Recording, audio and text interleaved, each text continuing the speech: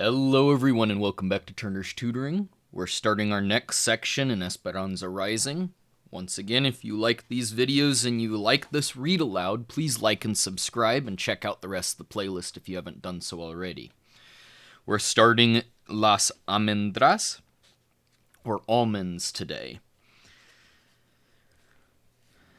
Let's go ahead and get started, and thank you for joining me for another read aloud of Esperanza Rising. "Ay, my neck hurts," said Mamma, as she massaged the back of her head with her hand. "It is not my neck, it's my arms that are sore," said Hortensia. "It is the same for everyone," said Josefina.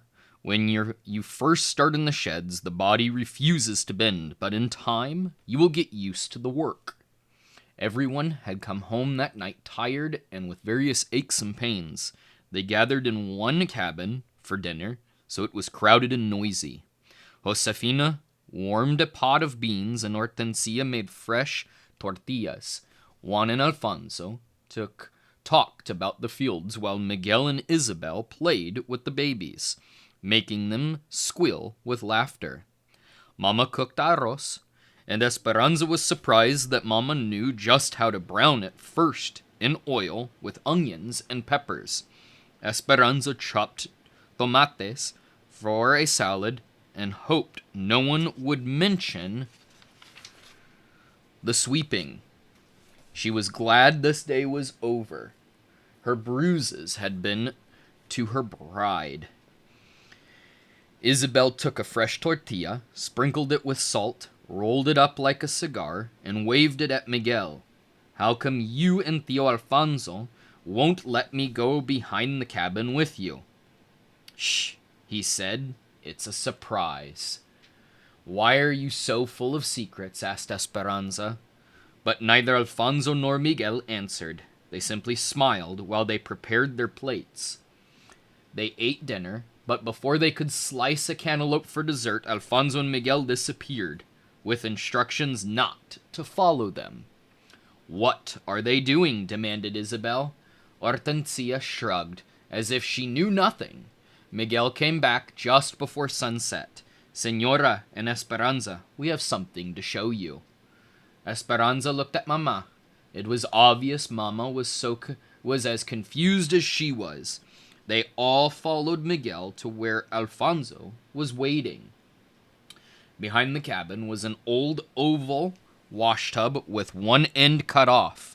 It had been set on its side, forming a little shrine around a plastic statue of Our Lady of Guadalupe.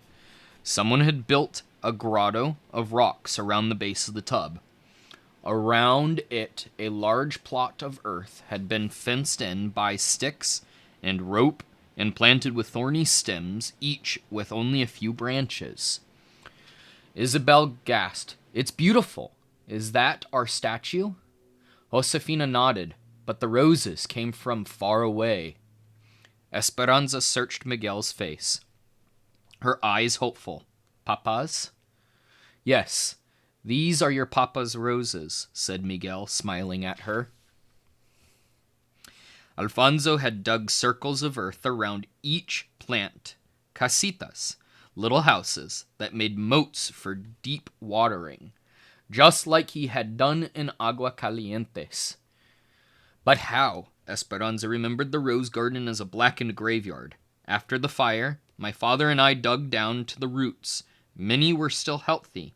We carried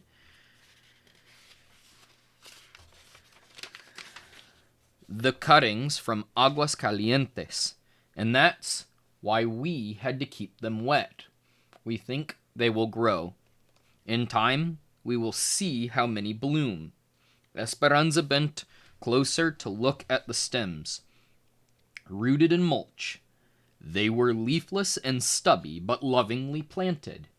She remembered the night before the fire, when she had last seen the roses and had wanted to ask Hortensia to make rosehip tea. But she'd never had the chance. Now, if they bloomed, she could drink the memories of the roses that had known Papa. She looked at Miguel, blinking back tears. "Which one is yours?" Miguel pointed to one. Which one is mine?" He smiled and pointed to the one that was closest to the cabin wall and already had a makeshift trellis propped against it. "So you can climb," he said. Mama walked up and down, carefully touching each cutting. She took Alfonso's hands in her own and kissed him on each cheek. Then she went to Miguel and did the same. "Muchas gracias," she said. Mama looked at Esperanza.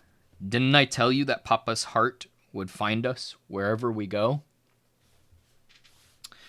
The next morning, Hortensia put a piece of fabric over the window and sent Alfonso next door with Miguel, Juan, and the babies. Hortensia, Mama, and Josefina brought in the big wash tubs and filled them half full with cold water. Then they heated pots of water on the stove and warmed the baths. Esperanza was excited at the idea of getting into a tub. All they had done since they arrived was wash their faces and arms with cold water in the sink.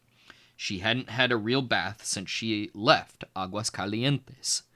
But it was Saturday, and tonight was the Jamaica, so the entire camp was getting cleaned up. Baths were being taken, shirts ironed, and hair washed and crimped.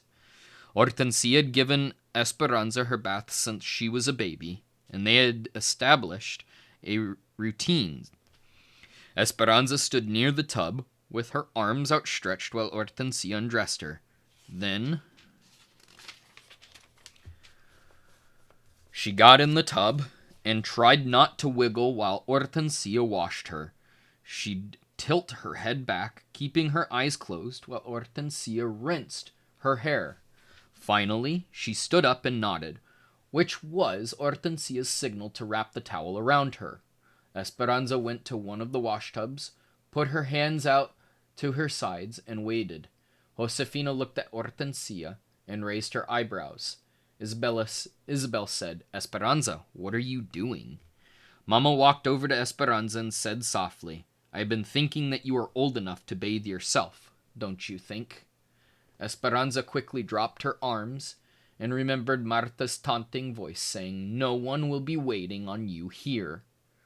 "Yes, Mama," she said, and for the second time in 2 days she felt her face burning as everyone stared at her. Hortensia came over, put her arm around Esperanza and said, "We are accustomed to doing things a certain way, aren't we, Esperanza? But I guess I am not too old to change. We will help each other. I will unbutton the buttons you cannot reach, and you will help Isabel, yes? Josefina, we need more hot water in these tubs. Ándale, hurry."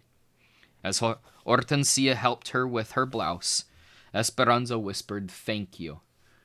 Isabel and Esperanza went first, bathing in the tubs, then bending their heads over to wash their hair. Mama and Josefina poured cups of water over them to rinse off the soap. The women took turns going back and forth to the stove for hot water. Esperanza liked being with all of them in the tiny room, talking and laughing and rinsing each other's hair. Josefina and Hortensia talked about all the gossip in the camp. Mama sat in her slip and combed out Isabel's tangles. The women took their turns, and when Hortensia needed hot water, Esperanza rushed to get it for her before anyone else could. Clean and dressed, with still wet hair, Esperanza and Isabel went outside to the wooden table under the trees. Josefina had given them a burlap bag of almonds that she wanted shelled. Isabel bent over and brushed her hair in the dry air. "Are you coming to the Jamaica tonight?" she asked. Esperanza didn't answer at first. She had not left the cabin since she had made a fool of herself yesterday. "I don't know. Maybe. My mama said it is best to get it over with and face people, and that if they tease you, you should just laugh," said Isabel. "I know," said Esperanza, fluffing her own hair that was already almost dry. She dumped the nuts onto the table and picked up an almond still in its flattened pod. The soft and fuzzy outside hole looked like two hands pressed together, protecting something inside. Esperanza popped it open and found the almond shell.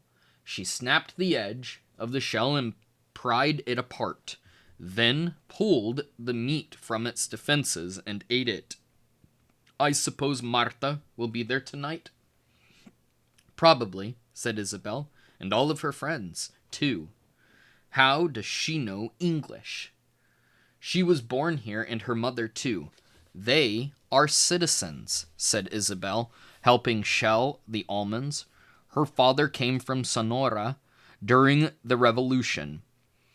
They have never even been to Mexico.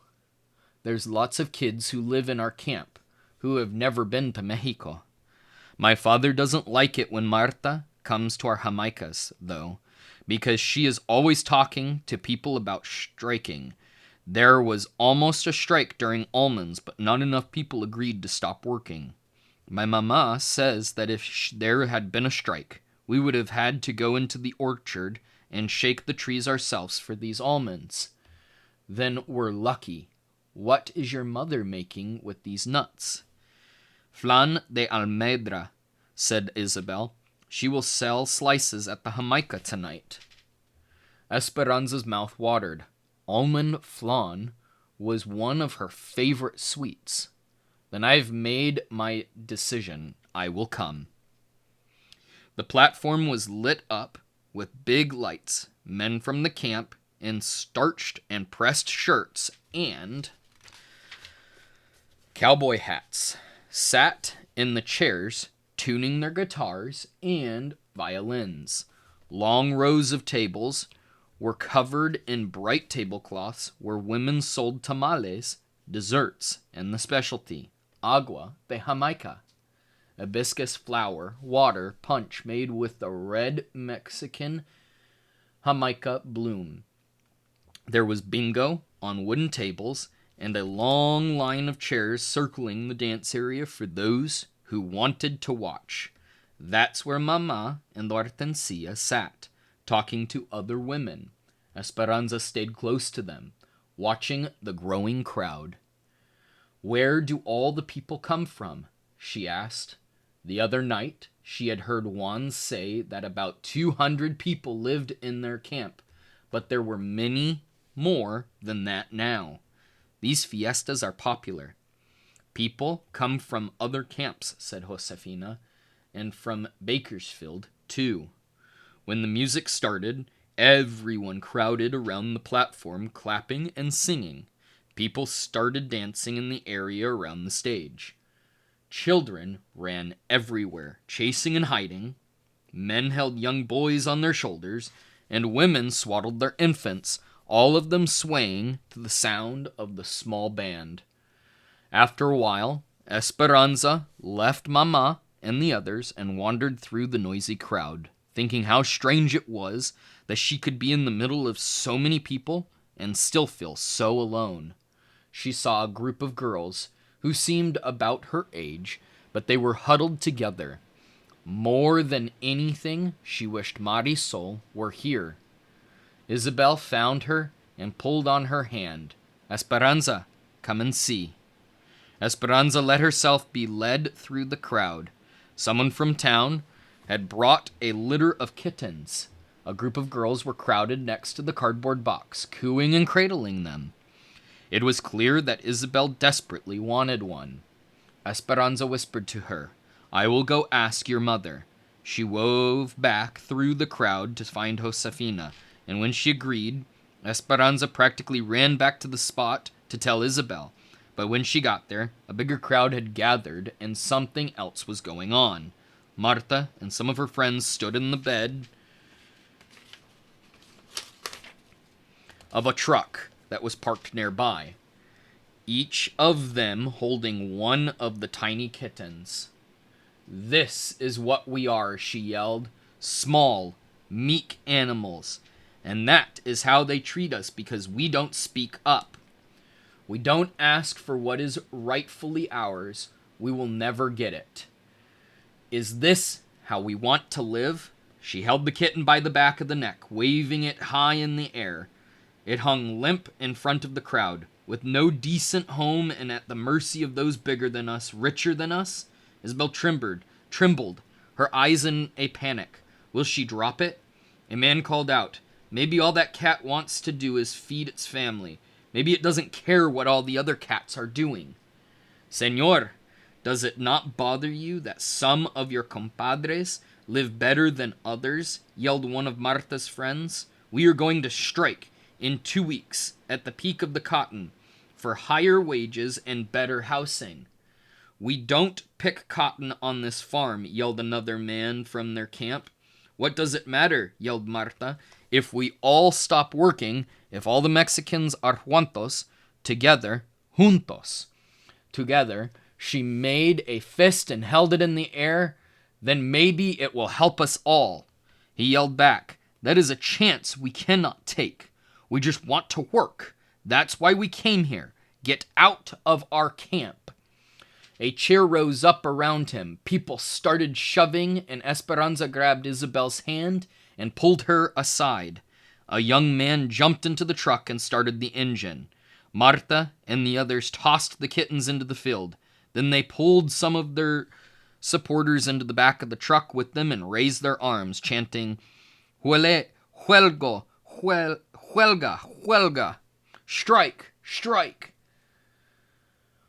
Why is she so angry? Asked Esperanza as she walked back to the cabin a few hours later with Josefina, Isabel, and the babies, leaving the others to stay later. Isabel carried the soft, meowing orange kitten in her arms. She and her mother moved around to find work, sometimes all over the state, said Josefina. They work wherever there is something to be harvested. Those camps, the migrant camps, are the worst. Like when we were in El Centro, said Isabel. Worse, said Josefina. Our camp is a company camp. And people who work here don't leave. Some live here for many years. That is why we came to this country, to work, to take care of our families, to become citizens. We are lucky because our camp is better than most. There are many of us who don't want to get involved in the strike because we can't afford to lose our jobs, and we are accustomed to how things are in our little community. They want to strike for better houses? Asked Esperanza. That and more money for those who pick cotton, said Josefina. They only get 7 cents a pound for picking cotton. They want 10 cents a pound. It seems like such a small price to pay, but in the past the growers said no. And now more people are coming to the valley to look for work, especially from places like Oklahoma, where there is little work, little rain, and little hope. If the Mexicans strike, the big farms will simply hire others. Then what would we do? Esperanza wondered. What would happen if Mama did not have a job? Would they have to go back to Mexico? Josefina put the babies to bed. Then she kissed Isabel and Esperanza on their foreheads and sent them next door. Isabel and Esperanza lay in their beds listening to the music and the bursts of laughter in the background. The kitten, after drinking a bowl of milk, curled up in Isabel's arms. Esperanza tried to imagine conditions that were more shabby than this room that was covered in newspaper to keep out the wind. Could things possibly be worse? Sleepily, Isabel said, Did you have parties in Mexico? Yes, whispered Esperanza, keeping her promise to tell Isabel about her old life.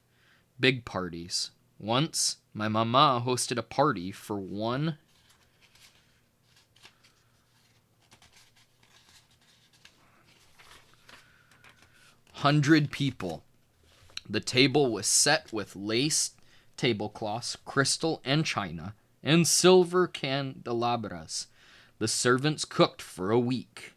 Esperanza continued, reliving the extravagant moments, but was relieved when she knew that Isabel was asleep. For some reason, after hearing about Marta and her family, she felt guilty talking about the richness of her life in Aguascalientes. Esperanza was still awake when Mama came to bed later. A stream of light from the other room allowed just enough brightness for her to watch Mama unbraid her hair and brush it out. "Did you like the party?" Mama whispered. "I miss my friends," said Esperanza. "I know it is hard. Do you know what I miss?" "I miss my dresses." "Mama," Esperanza said, laughing that Mama would admit such a thing to her.